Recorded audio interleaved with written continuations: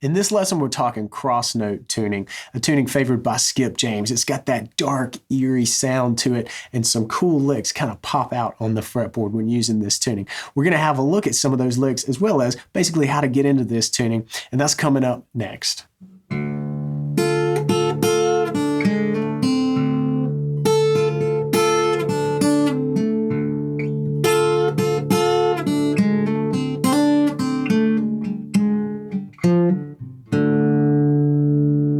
Before we start the lesson, if you're not already a premium member of BGI, you gotta join. Now is the time. There's some really cool stuff coming out, lots of new lessons, and the coolest community of acoustic pickers growing on the internet today. So come on over and sign up and check out premium membership if you haven't already. But now let's go ahead and get into the lesson. As I mentioned at the beginning of this, Skip James used this tuning a lot, and it really contributed to his sort of dark and eerie sound. Match that with his spooky falsetto voice, and you've got a lethal combination for sure.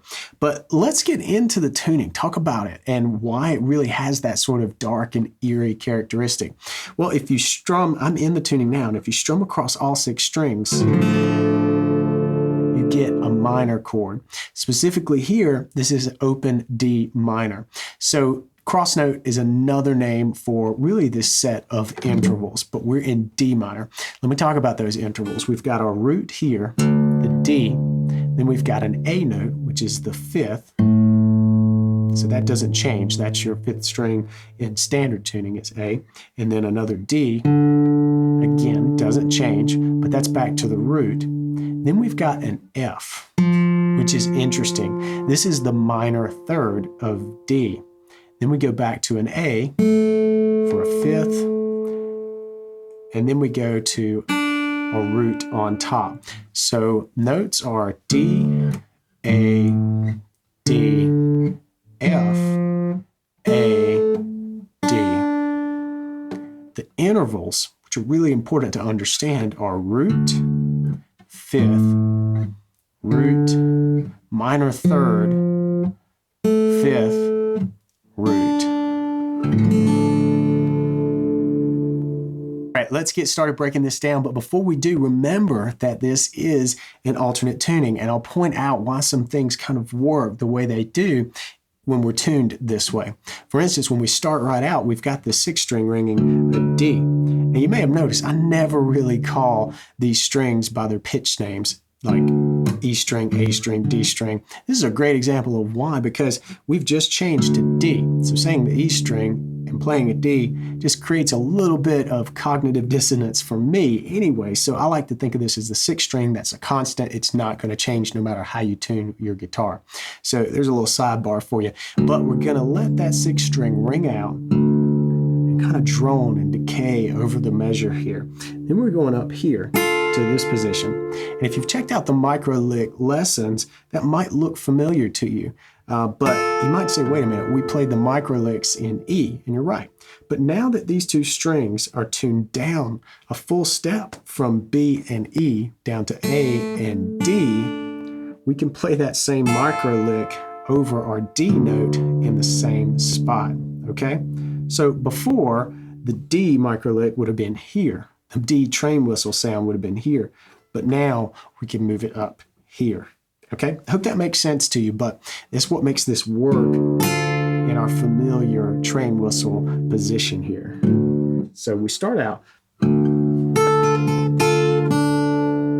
All right, so we're going to pluck through that train whistle, starting on beat 2. Before pushing up with both strings being plucked simultaneously.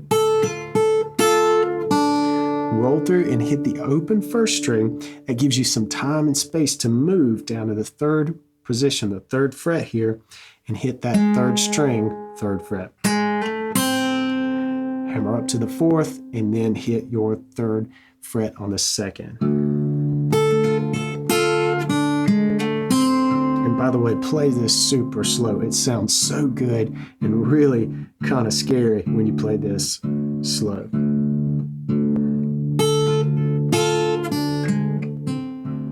And then for the next time around, we're going to kind of answer that with a little bit of a different ending. And instead of picking out the train whistles so much. We're really just going to do a lot of more aggressive, more urgent sounding double stops. All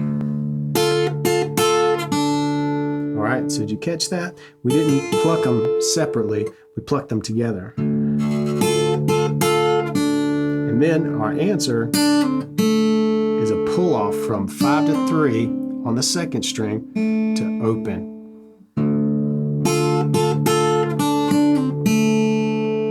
All right, and for the final couple of phrases here, we really repeat what we started with. But here, we stay in this position to finish out our little idea and hammer up. And run through that little lick. This section right here between the 3rd fret and the 5th fret just sounds so good. And for a lot of reasons. This 3rd fret is the minor 3rd if you're staying on any of these strings that are tuned to D, right?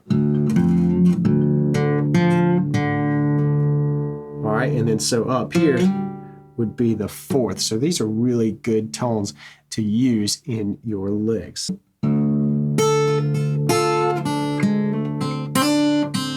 So for this one, we start by hammering back up and then pull off. Instead of hammering up, we're pulling off from the 4th fret to the 3rd. So we're getting that real bluesy note there.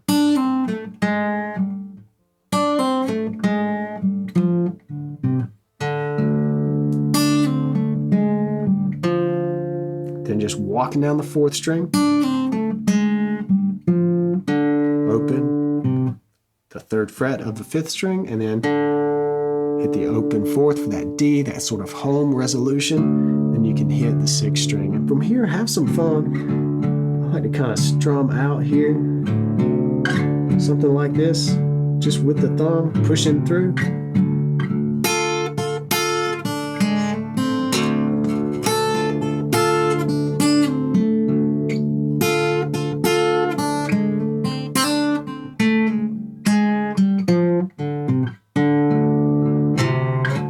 Find your little groove. It's a whole lot of fun to play.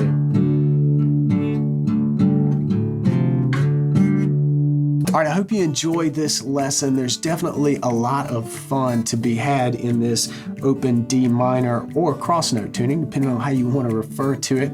And if you want to hear a lot of great music in this tuning, check out Skip James.